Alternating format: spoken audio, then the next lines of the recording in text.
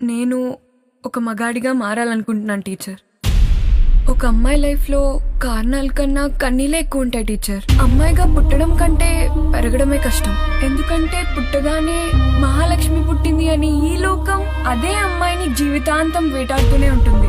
ఒక్కసారి కూడా ఆడదానిలా పుట్టాననే అదృష్టం నాకెప్పుడూ కలగలేదు టీచర్. అమ్మాయి ఏం కోరుకుంటుంది టీచర్? చిన్న చిన్న సంతోషాలకే సంబరపడిపోతుంది.